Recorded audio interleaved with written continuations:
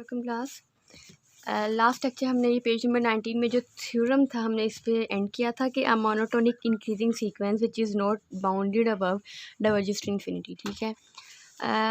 अब जो हम नेक्स्ट करने जा रहे हैं इससे रिलेटेड एक है बाउंडेड बिलो वाला थ्योरम, वो सेम ऐसे ही होगा, वो आप देख लीजिएगा। आपने इन स्टेटमेंट पे बहुत गौर करना है कि ये क्या लिखा है। इसमें से यकीन करें इतने MCQ, इतने शॉर्ट क्वेश्चन इतने बनते हैं ना कि जैसे मोनोटोनिक डिक्रीजिंग सीक्वेंस है तो वो आपसे पूछ सकते हैं कि वो कब क्या कहते हैं माइनस इन्फिनिटी को कब डाइवर्ज करेगा। ठीक है ना। अब monotonic decreasing sequence minus infinity को डाइवर्ज कब करेगा, जब वो बाउंडेड अबव होगा या बाउंडेड बिलो होगा या नॉट बाउंडेड बिलो। क्या इस ना की कंडीशन इस ना करके पूछ सकते हैं, या फिर अगर नॉट बाउंडेड बिलो है तो वो इन्फिनिटी को डाइवर्ज करेगा कि माइनस इन्फिनिटी को डाइवर्ज करेगा या फिर कन्वर्ज करेगा। इस ना के बहुत सारी बातें वो पूछ सकते हैं। ये जो सारे थ्योरम्स हैं इनके स्टेटमेंट्स बहुत ध्यान से आपने इस थ्योरम को समझ के प्रूव करना है तो आपको स्टेटमेंट्स याद रहेंगी। ठीक है। इसी तरह जैसे हमने एक थ्योरम किया कि every convergent sequence is bounded. ठीक है ना। कन्वर्जेंट सीक्वेंस बाउंडेड होता है तो एक ये बात है कि मोनोटोनिकली इंक्रीजिंग सीक्वेंस होगा और बाउंडेड होगा तो वो कन्वर्जेंट होगा।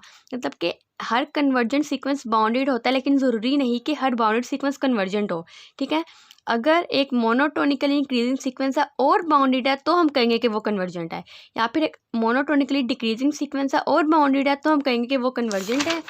तो इसी से रिलेटेड हम ये कर रहे हैं पेज नंबर 20 पे। एक ये नोट आप कीजिएगा, अ मोनोटोनिक सीक्वेंस। ठीक है। A monotonic sequence can not oscillate. एक जो मोनोटोनिक सीक्वेंस है वो ओसिलेट नहीं करता। ये आपने एक पॉइंट ये भी एक और आगे याद कर लेना है। इसके अलावा ये किस तरह में सीक्वेंस दिया हुआ है SN, तो हमने प्रूफ करना है कि जो सीक्वेंस है ये कन्वर्ज कर रहा है।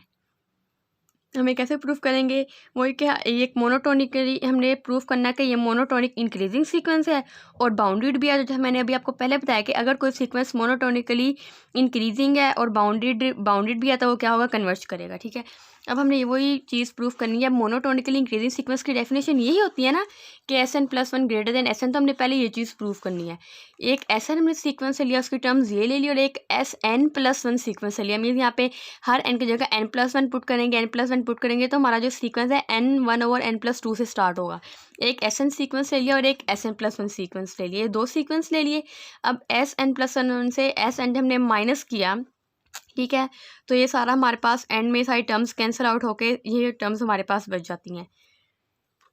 आप देख लीजिएगा कि ये टर्म्स कैसे आती है। ठीक है। जब हमने इनका एलसीएम लिया, हर चीज़ कटिंग वगैरह की, तो हमारे पास जो फाइनल फॉर्म आई है वो आई है 1/2n+1 × 2n+2, जो कि ग्रेटर देन है 0। ये टर्म 0 से बड़ी होती है। ठीक है। तो हम अल्टीमेटली लिख सकते हैं SN+1 माइनस SN किससे ग्रेटर हो गया, 0 से। और SN को हमने जब यहाँ शिफ्ट किया तो हमारे पास आ गया SN+1 is greater than SN। तो ये आ गया। So sequence is monotonically increasing sequence. ये मोनोटोनिकली इंक्रीजिंग सीक्वेंस की डेफिनेशन बन गई। अब हमने प्रूफ क्या करना है, ये बाउंडेड है तो बाउंडेड के हम ये प्रूफ करेंगे ना कि वो किसी न किसी एक नंबर से लेस होगा। तो हमने ये प्रूफ करना है। सीक्वेंस हमारे पास ये गिवन था। हमने हर एक टर्म को, सीक्वेंस की हर एक टर्म को आप देख सकते हैं लेस देन कर दिया 1/n। हमने ये कैसे किया, देखें n+1 है हमारे पास। ठीक है। ये ग्रेटर देन होता है n से, जाहिर बात है एक n में एक ऐड करें तो 1 से बड़ा होगा। जब हम इसको ओवर में कर देंगे, इन दोनों का इन्वर्स ले लेंगे तो जाहिर बात है इसका साइन भी चेंज हो जाएगा। तो यहाँ पे आया 1/n+1 is less than n। तो हमने यहाँ पे 1/n+1 साइन लेस देन लगा दिया और 1/n आ गया। इसी तरह n+2 का भी हम कह सकते हैं कि n+2 ग्रेटर है n से। जब इसका इन्वर्स ले लेंगे, ओवर की फॉर्म में आ जाएगा तो जाहिर बात है साइन भी चेंज हो जाएगा और ये फॉर्म बन जाएगी 1/n+2 is less than n। तो यहाँ पे भी हमने 1/n+2 की जगह लेस देन 1/n लिख दिया। इसी तरह n+2, n+3, n+4 सब के लिए करते जाएंगे और 1/2n, n+n के लिए भी ये हमारे पास फॉर्म आ जाएगी। अब देखें ये less than 1/n, 1/n, so on 1/n, n times है 1/n। तो हमने यहाँ पे लिख दिया n टाइम्स 1/n। इसको हमने ऐसे लिख दिया, n कैंसिल हो गया, इक्वल्स टू 1 आ गया। तो ये बन गया सीक्वेंस जो है लेस देन है 1 से। ठीक है। और n क्या है, नेचुरल नंबर्स हैं। तो ये किसकी डेफिनेशन बन गई, बाउंडेड अबव की। ये SN is bounded above means के ये इसका जो है लीस्ट अपर बाउंड एग्जिस्ट करता है। ठीक है। लीस्ट अपर बाउंड की डेफिनेशन यही थी। तो अब देखिए ये सीक्वेंस मोनोटोनिक इंक्रीजिंग भी है और बाउंडेड है, बाउंडेड अबव है, तो हम कह सकते हैं कि ये सीक्वेंस कन्वर्जेंट है। इसी तरह आप ये नेक्स्ट एग्जांपल देखिएगा, इस तरह के छोटे छोटे काफ़ी सारे प्रूफ्स है, बहुत इजी से प्रूफ्स है। आप एक दफ़ा इनको ज़रा गौर से अपने हाथों से सोल्व करेंगे ना तो आपको समझ आ जाएगी। मैं एक दो आपको एग्जांपल और करवा देती हूँ, फिर बाकी आप खुद कर लीजिएगा। एक है if SN is an increasing sequence, एक इंक्रीजिंग सीक्वेंस है एंड बाउंडेड अबव है, ठीक है। एक बाउंडेड अबव और इंक्रीजिंग सीक्वेंस आ गया, और क्या हमें कंडीशन दिया है limit n approaches to infinity SN equals to L, ये हमें पता है। तो हमने क्या प्रूफ करना है कि जो सीक्वेंस है ये अपनी लिमिट से छोटा है, is less and equal to L, ठीक है। हमने ये प्रूफ करना है। कैसे प्रूफ करेंगे? सिंपल, हमें दिया हुआ है since SN is increasing sequence and bounded above, therefore अगर ये बाउंडेड अबव है इंक्रीजिंग सीक्वेंस, तो जाहिर बात है इसका लीस्ट अपर बाउंड भी एग्जिस्ट करता होगा। तो हमने कह दिया limit n approaches to infinity SN equals to least upper bound of SN, means कि इस सीक्वेंस से कोई भी जो लीस्ट अपर बाउंड होगा ना वो इसके इक्वल है, यहाँ पे हमने कह दिया। अब लेकिन हमें क्या दिया है कि limit n approaches to infinity SN equals to L है, हमें ये कंडीशन दी हुई है, गिवन है। और हमने यहाँ पे क्या कह दिया है कि limit n approaches to infinity अगर ये बाउंडेड अबव है तो ये अपने लीस्ट अपर बाउंड के बराबर होगा, हमने ये कंडीशन भी कह दी। तो जब इन दोनों को कंपेयर करेंगे तो हमारे पास आ जाएगा L is equal to least upper bound of sequence, ठीक है ना, जो कि L क्या है, अपर बाउंड ऑफ सीक्वेंस। इस वजह से हम कह सकते हैं कि जो सीक्वेंस है वो less and equal to L है। देखिए जैसे आपने पीछे पढ़ चुके हैं, जो अपर लीस्ट अपर बाउंड की यही डेफिनेशन होती है ना कि हमारे पास जो लीस्ट अपर बाउंड होता है वो सीक्वेंस की हर टर्म से या तो बड़ा होता है या तो बराबर होता है, ठीक है ना। और यहाँ पे हमने लीस्ट अपर बाउंड को किसका नाम दे दिया है, L का नाम दे दिया। तो वही कंडीशन आ गई कि लीस्ट अपर बाउंड उसकी सीक्वेंस की हर टर्म से या तो बड़ा होगा या उसके बराबर होगा, तो ये कंडीशन सेटिस्फाई हो गई, ठीक है। और हमने यही प्रूफ करना था। और अगर यहाँ पे तो इंक्रीजिंग सीक्वेंस था ना और बाउंडेड अबव था, और अगर हमारे पास सीक्वेंस डिक्रीजिंग आ जाए और बाउंडेड बिलो आ जाए तो हमारे पास कंडीशन होगी SN is greater and equal to L। और ये सेम वैसा प्रूफ है, आप देख लीजिएगा ये प्रूफ किस तरह करेंगे। अब आगे है हमारे पास दो सीक्वेंसेस हैं, एक सीक्वेंस है SN और एक सीक्वेंस है TN, ठीक है ना। सीक्वेंस को तो हम जिसे मर्जी डिनोट कर सकते हैं ना। कुछ बुक्स में जो सीक्वेंस मैंने यहाँ पे आपको SN करवाया है ना, किसी किसी बुक में SN की जगह XN से डिनोट किया हुआ है, XN सीक्वेंस को ऐसे डिनोट किया हुआ है, ठीक है ना। तो यहाँ पे SN ले लिया हमने, एक सीक्वेंस SN है और एक है TN, दो सीक्वेंस। और क्या है, दोनों है इंक्रीजिंग बाउंडेड सीक्वेंसेस, दोनों इंक्रीजिंग बाउंडेड सीक्वेंस है, ठीक है। और and SN is less and equal to TN, और एक कंडीशन है कि SN जो है वो लेस एंड इक्वल टू है TN के, for all n belongs to N। हमने क्या प्रूफ करना है, limit n approaches to infinity SN is less and equal to limit n approaches to infinity TN, means कि अगर एक sequence less and equal to TN है, मतलब एक सीक्वेंस दूसरे सीक्वेंस से छोटा है, तो उनकी जब लिमिट अप्लाई करेंगे ना तो उनकी लिमिट्स भी दूसरे सीक्वेंस से छोटी ही होगी। अगर SN सीक्वेंस इससे छोटा है तो लिमिट के बाद इसकी लिमिट भी इससे छोटी होगी। तो हमने ये प्रूफ करना है। अब यहाँ पे दिया हुआ है since TN is an increasing bounded sequence, अगर ये TN जो इंक्रीजिंग बाउंडेड सीक्वेंस है तो जाहिर बात है ये बाउंडेड अबव है, hence TN is bounded above.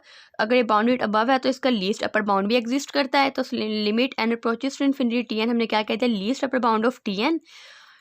और जैसे हमने पिछले थ्योरम्स में किया है, limit n approaches to infinity TN equals to L होता है। तो जब हमने इन दोनों सीक्वेंसेस टर्म्स को कंपेयर किया तो हमारे पास L क्या आ गया, लीस्ट अपर बाउंड, ये हमारे पास कंडीशन आ गई। और हमें गिवन क्या है, SN is less and equal to TN, ये गिवन है। तब TN किसकी इक्वल आया, L के। जब हमने इसमें तो हम इसको कह सकते हैं SN is less and equal to TN imply SN is less and equal to L। जैसे हमने पिछले थ्योरम्स में किया था कि अगर जैसे एग्जांपल थी कि अगर कोई जो है सीक्वेंस बाउंडेड अबव है तो हमारे पास ये कंडीशन आ जाती थी SN is less and equal to L। तो सेम वही चीज़ आई है, SN is less and equal to L। तो यहाँ पे क्या है, L जो है हमारा अपर बाउंड है, इससे ये अपर बाउंड की डेफिनेशन फुलफिल हो रही है ना, hence L is an upper bound of sequence. अब क्या है, since SN is monotonic increasing sequence and bounded above, ठीक है। अब हमारे पास क्या है, जो सीक्वेंस है मोनोटोनिक इंक्रीजिंग भी है और बाउंडेड अबव भी है, क्योंकि बाउंडेड अबव की डेफिनेशन को फुलफिल कर रहा है। Therefore limit n approaches to infinity S N, जब हम इस सीक्वेंस में लिमिट अप्लाई करेंगे, जैसे हमने पिछले सीक्वेंस टी एन पे लिमिट अप्लाई की थी, तो हमने कहा था कि वो इक्वल आता है एल के, और एल इसके इक्वल था, ठीक है। तो यहाँ पे जब हमने इस सीक्वेंस पे लिमिट अप्लाई किया तो हमने कह दिया ये एम के इक्वल है, और एम क्या है, अब जाहिर बात है बाउंडेड अबव है, तो इस सीक्वेंस का भी लीस्ट अपर बाउंड एग्जिस्ट करता है, जैसे ये भी बाउंडेड अबव था, इसका भी लीस्ट अपर बाउंड एग्जिस्ट करना चाहिए था ना, तो वो किया और हमने ये कंडीशन ले आए। इसी तरह अगर एस एन भी बाउंडेड अबव सीक्वेंस है तो इसका भी लीस्ट अपर बाउंड एग्जिस्ट करेगा, इसको हमने एम का नाम दे दिया, और एम किसकी इक्वल हो जाएगा, least upper bound of S N, ठीक है। अब हमने क्या किया, नाउ वन बिकम्स, ये जो सीक्वेंस है आपको मैं दिखाती हूँ, यहाँ पे एक मिस्टेक है, यहाँ पे आएगा limit n approaches to infinity, मतलब कि जब हमें ये कंडीशन गिवन थी और हमने इसके दोनों तरफ लिमिट अप्लाई की, तो ये लिमिट अप्लाई करने के बाद इसके इक्वल आया था। ये देखिए मैं आपको यहाँ पे रफ में करके दिखाती हूँ। जब हमने जो टी एन हमारे पास सीक्वेंस था, हमने उसमें जब लिमिट अप्लाई की थी तो वो आया था एल के इक्वल, और एल हमारे पास किसके इक्वल आया था, least upper bound of T N, ठीक है। और हमें गिवन था S N is less and equal to T N, ये हमें गिवन था। जब हमने इसके दोनों तरफ लिमिट अप्लाई की ना, n approaches to infinity S n, और यहाँ पे भी हमने लिमिट अप्लाई कर दी n approaches to infinity T N. अब ये चीज़ तो ऐसे ही रह गई, limit n approaches to infinity S N is less and equal to, और ये चीज़ किसके इक्वल थी यहाँ पे, एल के इक्वल, तो हमने ये कह दिया, ठीक है ना। ये चीज़ आ गई हमारे पास। तो ये चीज़ किसकी डेफिनेशन बन गई है कि ये जो एल है ये इस सीक्वेंस का क्या है, अपर बाउंड है, ठीक है ना, अपर बाउंड ऑफ सीक्वेंस।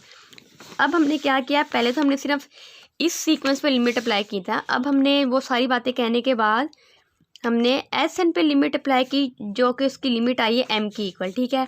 और अब ये भी बाउंडेड अबव था, तो जाहिर बात है इसका भी लीस्ट अपर बाउंड एग्जिस्ट करता था, तो हमने ये कह दिया कि इसका लीस्ट अपर बाउंड एग्जिस्ट करता है, ये चीज़ आ गई। अब आप देखें, ये थी हमारे पास इक्वेशन नंबर 1 आई थी, जब हमने ये कंडीशन लगाई ये इसके इक्वल आया, तो हमने क्या बोला, ये चीज़ एम के इक्वल है, तो हमने लिख दिया M is less and equal to L, ठीक है ना, क्योंकि ये चीज़ इसके इक्वल आ गई ना यहाँ पे, तो हमने लिख दिया M is less and equal to L. अब आप देखें एम किसके इक्वल था, limit n approaches to infinity S N is less and equal to L, किसके इक्वल था, इसके, limit n approaches to infinity T N.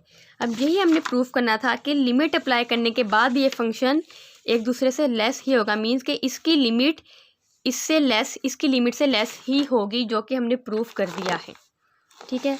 अब क्रोलरी में भी यही है, देखिए एस एन और टी एन हमारे पास दो कन्वर्जेंट सीक्वेंसेस हैं, अगर तो एस एन जो है less and equal to T N है, और लिमिट हमारे पास है n approaches to infinity S N equals to L आई है, और लिमिट टी एन हमारे पास का ही है एम के इक्वल, तो हमने क्या प्रूफ किया कि एल जो है वो लेस एंड इक्वल टू है एम के, मीन्स कि जो इनकी अगर फंक्शन इससे लेस है तो इनकी लिमिट भी एक दूसरे से लेस ही होगी, ये इसकी क्रोलरी है। और आगे इसका प्रूफ है, सेम ऐसा ही प्रूफ है, वो आप देख लीजिएगा, ठीक है, ये आपने खुद कर लेना है।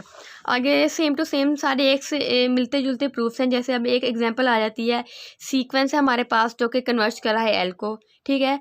तो जैसे हमने पीछे प्रूफ किया था एक सीक्वेंस है कन्वर्ट कर रहा है एल को, तो हमारे पास जो सीक्वेंस का स्क्वायर रूट होगा वो किसको कन्वर्ट करेगा, उसके अंडर रूट को कन्वर्ट करेगा। हमने ऐसे यही प्रूफ किया था ना। तो अब यहाँ पे क्या आ गया है कि एक सीक्वेंस अगर कन्वर्ट कर रहा है एल को, तो उस सीक्वेंस का जो स्क्वायर है वो कन्वर्ट करेगा एल स्क्वायर को, ठीक है। तो हमने यही फुलफिल कर देनी है। जैसे ये आ गई S N square minus L square less N epsilon आ गई ना, एप्सिलॉन 1 कोई भी एक आर्बिट्रेरी नंबर ले लिया। तो अब आप ये देख लीजिएगा हमने यहाँ पे क्या कंडीशंस की है कि एस एन प्लस एल, ये सारा आप बहुत आसान सा प्रूफ है, ये आप देख सकते हैं, ठीक है। अब इसके बाद ये पॉइंट देखना है आपने